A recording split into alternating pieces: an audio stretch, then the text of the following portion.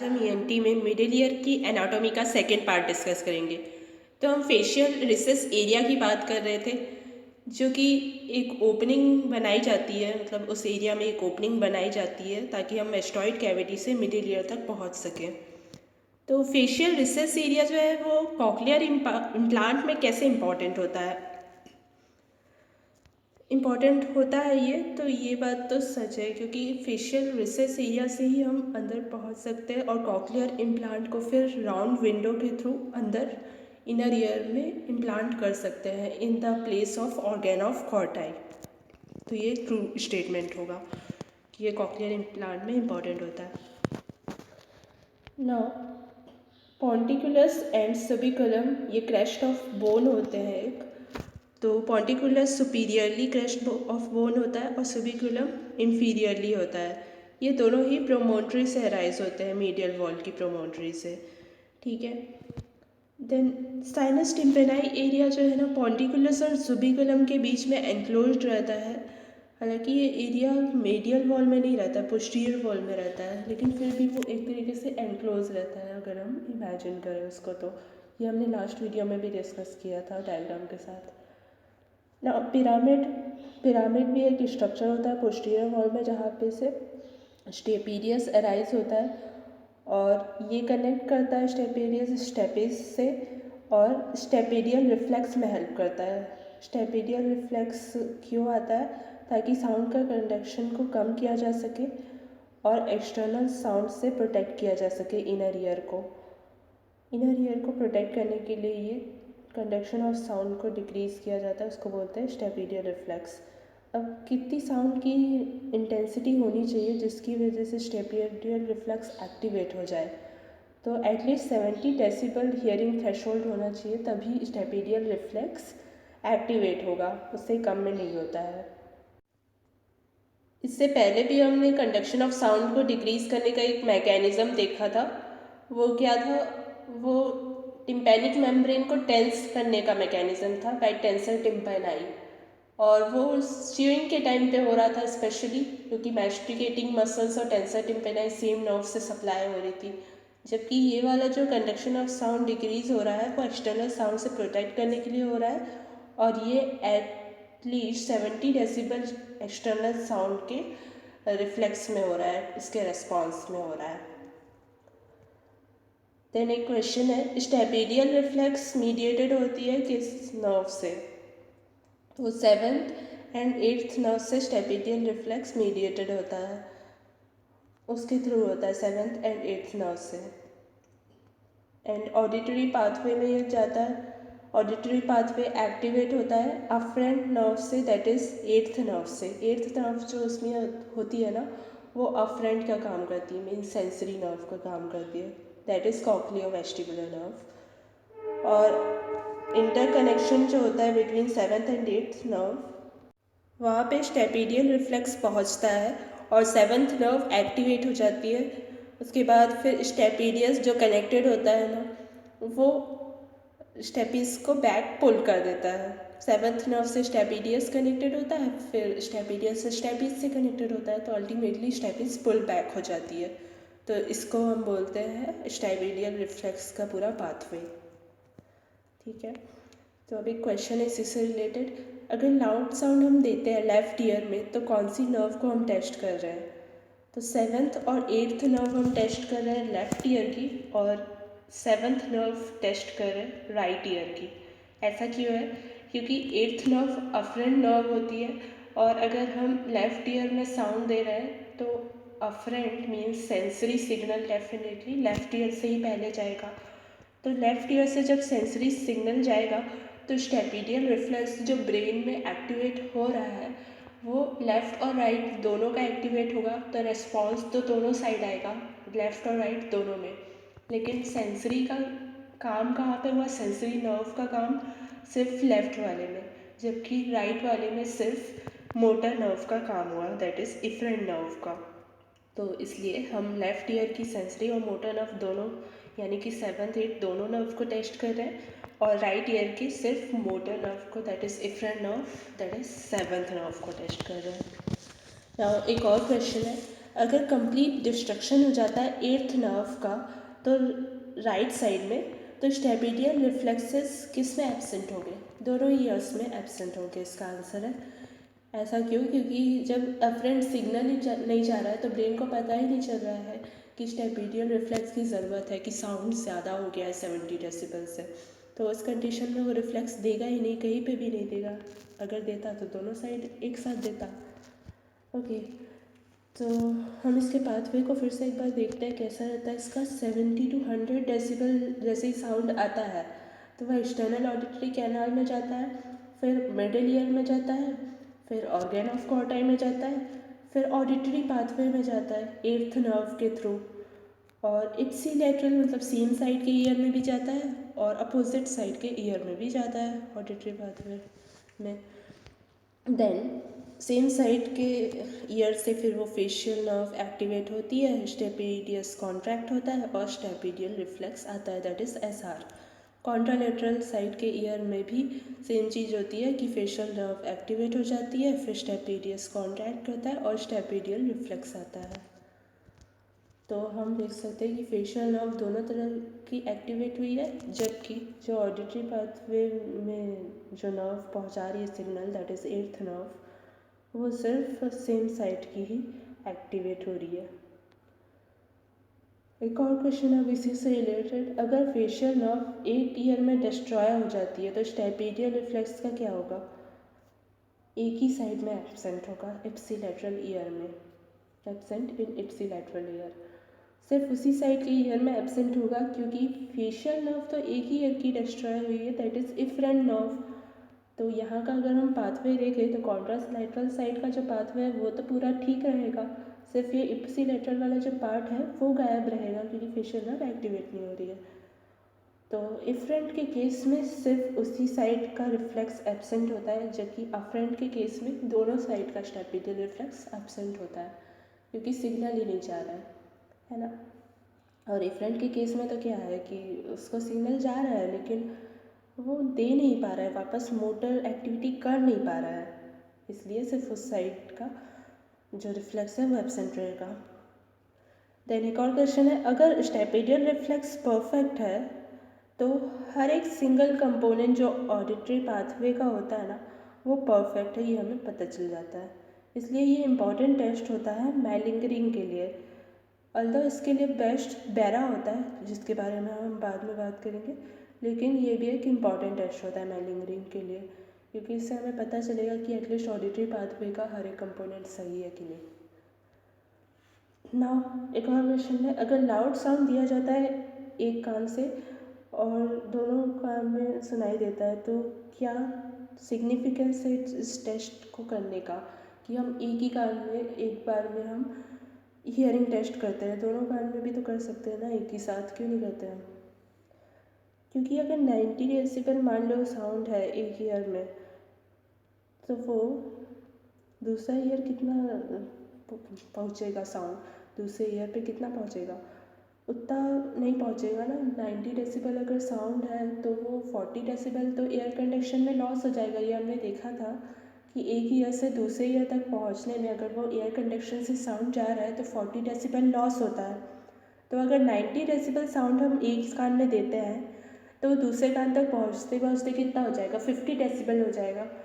तो 90 डेसिबल तो स्टेपिडियल रिफ्लेक्स को एक्टिवेट करने के लिए काफ़ी है, लेकिन अगर 50 डेसिबल दे रहे हैं तो वो तो काफ़ी नहीं है ना। तो स्टेपिडियल रिफ्लेक्स वहाँ तो एक्टिवेट नहीं होगा, तो इसलिए हम एक साथ दोनों कान की हियरिंग को चेक नहीं कर सकते। ठीक है ना। स्टेपिडियल रिफ्लेक्स के बारे में कुछ बातें हैं। ये एक बायलैटरल रिफ्लेक्स होता है। अफ्रंट नर्व इसकी एट्थ नर्व होती है, that is cochleo vestibular nerve. Efferent nerve इसकी फेशियल नर्व होती है, सेवेंथ नर्व। और अगर कंप्लीट पाल्सी हो जाती है एट्थ नर्व की तो स्टेपिडियल रिफ्लेक्स एब्सेंट होता है दोनों ही ईयर्स में। और अगर सेवेंथ नर्व पाल्सी होती है तो स्टेपिडियल रिफ्लेक्स एब्सेंट होता है सिर्फ उस ईयर में क्योंकि इफ्रंट है ना। एंटीरियर डिवीजन जो है ना मैंडिबुलर का, वो टेंसर टिम्पेनाई को सप्लाई करता है। और मैंडिबुलर का सेंसरी जो ब्रांच होता है वो पोस्टीरियर ब्रांच होता है, मैंडिबुलर का मोटर ब्रांच एंटीरियर ब्रांच होता है। ओके, ये कुछ एक्स्ट्रा पॉइंट्स थे। स्टेपेडियल रिफ्लेक्स का प्रेजेंटेशन ना हर एक ईयर डिफेक्ट में अलग अलग होता है। ओके, अब हम एंटीरियर वॉल के बारे में देखते हैं। एंटीरियर वॉल में क्या रहता है मिडिल ईयर की। एंटीरियर वॉल में ना कॉक्लियर डिफॉर्मिस का वो रहता है। कॉक्लियर डिफॉर्मिस तो यहाँ पे मीडियल वॉल में रहता है, सॉरी। एंड यहाँ पे टेंसर टिम्पेनाई डिवीजन जो है वो सप्लाइड होता है। टेंसर टिम्पेनाई सप्लाई होता है anterior division of mandibular branch of fifth nerve. And anterior wall में एक और कैनल ऑफ हग होता है। कॉर्डा टिम्पेनाई का एग्जिट के जगह पर कैनल ऑफ हग होता है। कॉर्डा टिम्पेनाई के एग्जिट को हम कुछ इस तरीके से याद कर सकते हैं। कॉर्डा टिम्पेनाई जो है ना वो एग्जिट कर रहा है तो मिडिल ईयर उसको बाय कर रहा है तो हग कर रहा है, तो that is the canal of Huguier, इस तरीके से याद कर सकते हैं। और कॉर्डा टिम्पेनाई जो है ना वो टंग को सप्लाई करता है, तो ये हमने डायग्राम में शो किया। और यूस्टेशियन ट्यूब की भी ओपनिंग होती है, यहाँ पे लोअर डाउन में ओपनिंग होती है क्योंकि यहाँ पे फेरेंक्स होता है ना, तो वहाँ पे ओपन होना रहता है यूस्टेशियन ट्यूब को अल्टीमेटली, इसलिए लोअर डाउन इस तरीके से यहाँ पे ओपनिंग होती है। इंटरनल कैरोटिड आर्टरी भी यहीं से पास होती है, इसके एंटीरियर वॉल के ही पास से नीचे से पास होती है इंटरनल कैरोटिड आर्टरी। और यूस्टेशियन ट्यूब नीचे में इसलिए भी होता है क्योंकि वो ड्रेन करता है सिक्रेशन को, है ना। ये हो गया, तो ये तीन चीज़ें बस होती है यहाँ पे, tensor tympani, canal of Huguier and Eustachian tube. Internal carotid vessel ना बहुत क्लोज पास होती है एंटीरियर वॉल की, जब वो बेस ऑफ स्कल में जाती है, तो बेस ऑफ स्कल में जाती है अल्टीमेटली वो, और यहाँ इंटीरियर वॉल से बहुत क्लोज पास होती है, इसलिए एंटीरियर वॉल को क्या बोलते हैं, एक और नाम है इसका, कैरोटिड वॉल भी बोलते हैं इसको, एंटीरियर वॉल को।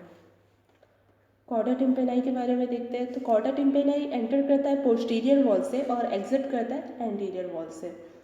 मिडिल ईयर बाई कर रहा है और हट कर रहा है, तो इसलिए कैनल ऑफ हग बोल देते हैं इसको, जस्ट याद करने के लिए हम याद कर सकते हैं। एंटीरियर वॉल ना फेस से सेपरेटेड रहता है, सेपरेट करता है फेस को मिडिल ईयर से। तो आगे में फेस होता है और मिडिल ईयर की एंटीरियर वॉल होती है इसके पीछे, तो इसलिए वो सेपरेट करता है। And thankfully carotid artery posterior wall में नहीं होता है, नहीं तो पोस्टीरियर वॉल में वैसे ही इतने सारे स्ट्रक्चर्स हैं, हमें इसका भी ध्यान रखना होता, क्योंकि जब हम मैस्टॉइड से आते हैं एटलीस्ट हम कैरोटिड आर्टरी को तो डैमेज करने से फ्री रहते हैं, मीन्स उसकी तो टेंशन नहीं रहती है कि हम कैरोटिड आर्टरी डैमेज ना कर दें ना। सिग्मॉइड साइनस के बारे में हम कुछ देखते हैं। सिग्मॉइड साइनस जो है ना मैस्टॉइड के पोस्टीरियर बॉर्डर में प्रेजेंट रहता है, मैस्टॉइड के पोस्टीरियर बॉर्डर में जस्ट प्रेजेंट रहता है सिग्मॉइड साइनस, जस्ट उसके पीछे। यहाँ पे एक डायग्राम है, इसमें मिडिल ईयर का पूरा बताया है, रूफ है देन फ्लोर है, और यहाँ पे पोस्टीरियर वॉल शो किया है, और यहाँ मैस्टॉइड है इसके पीछे। देन यहाँ पे ना एंटीरियर वॉल में रूफ एंड फ्लोर किससे फॉर्म होता है, टेम्पोरल लोब से, that is middle cranial fossa में ये टेम्पोरल लोब होता है, तो ये रूफ एंड फ्लोर फॉर्म करता है। और प्रोमोन्ट्री है यहाँ पे मीडियल वॉल में, प्रोमोन्ट्री है ना, तो प्रोमोन्ट्री में ये होता है 9th 10th and 11th nerve का प्लेक्सस होता है। ये नर्व्स जो है ना एक प्लेक्सस फॉर्म कर लेती है, दैट इज़ टिम्पैनिक प्लेक्सस। तो ये हमने मीडियल वॉल डायग्राम में शो किया, medial wall and posterior wall, इसमें कुछ और स्ट्रक्चर्स छूट गए थे, तो ये हम बता रहे हैं नर्व्स कौन कौन सी होती है यहाँ पे। तो मीडियल वॉल की प्रोमोन्ट्री में 9th 10th and 11th nerve होती है, जो कि एक टिम्पैनिक प्लेक्सस फॉर्म करती है। और यहाँ उसके बगल में होती है इंटरनल कैरोटिड आर्टरी, जो कि एंटीरियर वॉल के बहुत क्लोज जा रही थी, ये हमने देखा था ना, तो ये इसी तरीके से इस डायरेक्शन में जाएगी अगर हम इस तरीके से इसका वो रखें ओरिएंटेशन, तो एंटीरियर साइड में कुछ ऐसा ही दिखेगा ना। ना यहाँ पे जुगुलर बल्ब फॉर्म हो रहा है, जुगुलर बल्ब कहाँ पे एग्जैक्टली फॉर्म हो रहा है, यहाँ पे मीडियल वॉल के नीचे में फ्लोर पे फॉर्म हो रहा है jugular bulb, and continuous down होता है ये एस इंटरनल जुगुलर वेन, ठीक है। अब यहाँ पे कैरोटिड आर्टरी मीडियल होती है टू जुगुलर वेन, यहाँ पे देख सकते हैं जुगुलर वेन थोड़ा सा लेटरल हो रहा है ना, पोस्टीरियर वॉल के साइड में है तो थोड़ा सा लेटरल हो रहा है। इंटरनल कैरोटिड आर्टरी मीडियल होती है। Okay, then tympanic plexus. Tympanic plexus क्या होता है कि वो सेंसरी सप्लाई देता है मिडिल ईयर को। Tympanic plexus 9th and 11th nerve से बन रहा था। अब 9th नर्व की जो जैकोब्सन्स नर्व होती है, जैकोब्सन्स नर्व ब्रांच होती है इसकी, तो वो टिम्पैनिक पार्ट को बोलते हैं। 9th नर्व का जो टिम्पैनिक पार्ट होता है ना, जो टिम्पैनिक मीडियल वॉल में आए हुए हैं, आई मीन जो रहता है जो पार्ट 9th नर्व का, उसको जैकोब्सन्स नर्व बोलते हैं और वो सेंसरी सप्लाई देता है मिडिल ईयर को। तो ये हमको कैसे पता चला? क्योंकि पेन होता है मिडिल ईयर में जब भी ये 9th नर्व अफेक्टेड होती है। तो 9th नर्व फेरिंग्स को भी सप्लाई करती है, इसलिए अगर टॉन्सिलाइटिस का केस होता है तो रिफर्ड पेन जाता है ओरोफेरिंक्स से मिडिल ईयर में। ओरोफेरिंक्स से मिडिल ईयर में ये पेन चला जाता है। देन कार्सिनोमा टंग के केस में भी ना इस कंप्लेन से मिडिल ईयर में पेन एसोसिएटेड होता है। और 9th 10th 11th नर्व कहाँ पे होती है? फ्लोर ऑफ मिडिल ईयर के पास में रहती है ना, फ्लोर ऑफ मिडिल ईयर पे ही रहती है और प्लेक्सस वहाँ पे बनाती है प्रोमोटरी में। मीडियल वॉल जो होता है ना मिडिल ईयर का, वो मेस्टॉइड में भी एक्सटेंड करता है, तो मीडियल वॉल सेम रहती है मेस्टॉइड में भी। ना टेगमेंट टिम्पेनाई जो है ना वो रूफ बनाता है, टेगमेंट टिम्पेनाई रूफ पे रहता है। अब यहाँ पे हमने वो शो किया कि एक्सटेंड डाउन कैसे होती है मिडिल ईयर की मीडियल वॉल। ये इनर ईयर के स्ट्रक्चर्स दिख रहे हैं हमें और मीडियल वॉल जो है दोनों एक साथ हो जा रही है, मेस्टॉइड की medial wall and middle ear की मीडियल वॉल। आधे स्ट्रक्चर्स इनर ईयर के मेस्टॉइड की मीडियल वॉल में इन्वॉल्व है और आधे ये मिडिल ईयर की मीडियल वॉल में इन्वॉल्व है, तो इसलिए एक्सटेंड डाउन कर रही है, ये हमने शो किया है। अब पोस्टीरियर सेमी सर्कुलर कैनाल किसकी तरफ पॉइंट करता है? मेस्टॉइड की तरफ, ये हमने देख लिया। और स्टेपीज का नेक जो है ना वो स्टेपीडियस से अटैच रहता है। स्टेपीडियस एग्जैक्टली स्टेपीज पे कहाँ अटैच रहता है? उसके नेक पे। और मिडिल ईयर में मसल्स कितनी होती है? मसल्स दो होती हैं, that is tensor tympani and stapedius. Tensor tympani क्या करती है? टिम्पेनिक मेम्ब्रेन को टेंस करती है। स्टेपीडियस स्टेपीडियल रिफ्लेक्स देती है। दोनों का एक काम क्या है? Decrease the conduction of sound. अब नर्व्स कितनी होती है मिडिल ईयर में? 3 नर्व्स होती है, that is 7th nerve chorda tympani जो 7th नर्व की ब्रांच होती है and 9th nerve.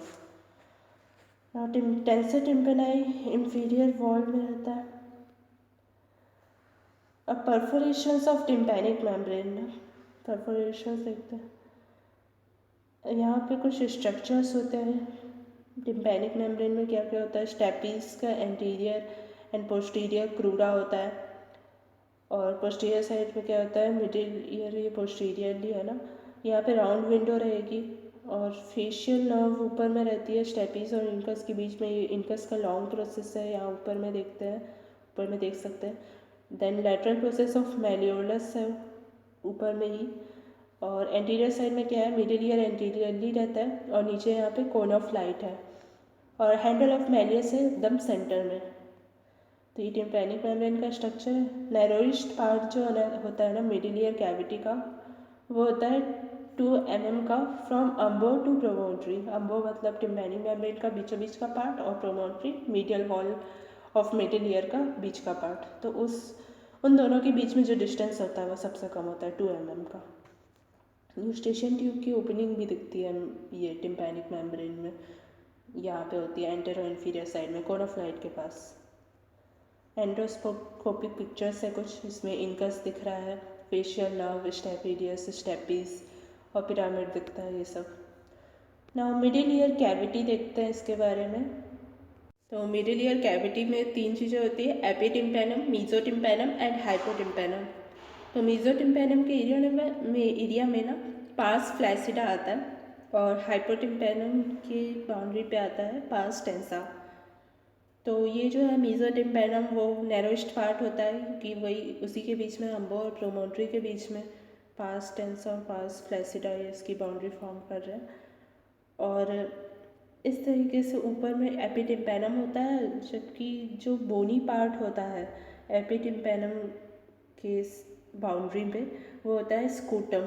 Scutum bony part form करता है, जबकि पास फ्लैसिडा की बाउंड्री थोड़ी सी नीचे में ही एंड अप हो जाती है, तो थोड़ा सा पार्ट जो है ना वो बोनी भी नहीं रहता है, एक स्पेस टाइप का रहता है, तो उसको हम बोलते हैं प्रूसाक्स स्पेस।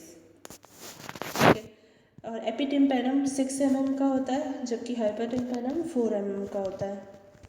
तो अगर हमें एपिटिम्पेनम पे जाना है तो हमको ना ड्रिल करना होता है बोन अबव पार्स फ्लैसिडा। पार्स फ्लैसिडा के ऊपर में बोन को ड्रिल करना होता है, क्योंकि स्कूटम पाया जाता है। और अपर लेटरल वॉल जो होती है एपिटिम्पेनम की, वो बोन से फॉर्म होती है, दैट इज स्कूटम। और लोअर लेटरल वॉल जो है एपिटिम्पेनम की, वो फॉर्म होती है पार्स फ्लैसिडा से। ठीक है।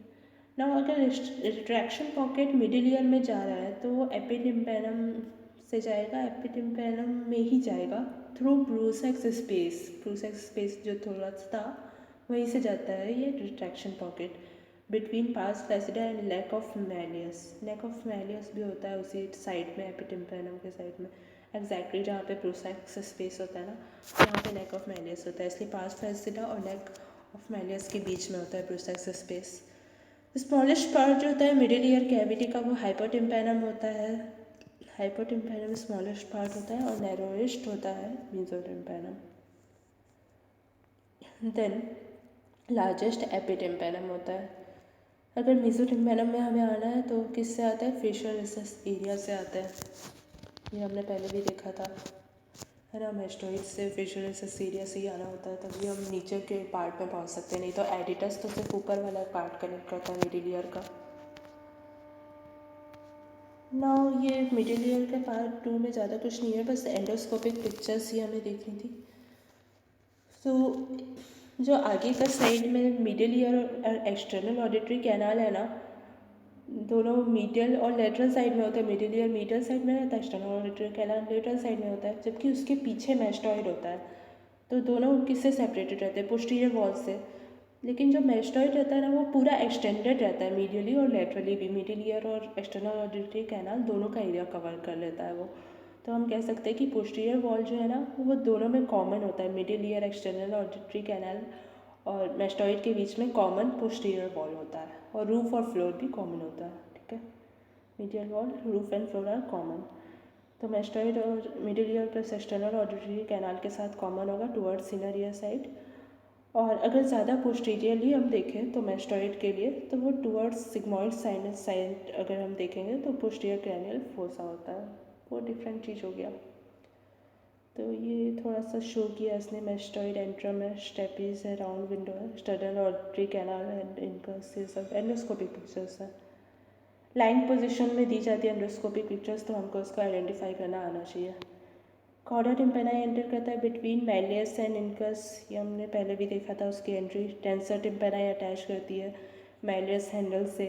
पॉन्टिकुलस एंड सिबुलम प्रमोटरी से अराइज होते हैं, एंड पिरामिड से स्टेपिडिया से अराइज होता है। सो ये सारी चीज़ें थी मिडिल ईयर की एनाटॉमी के बारे में। Thanks for watching.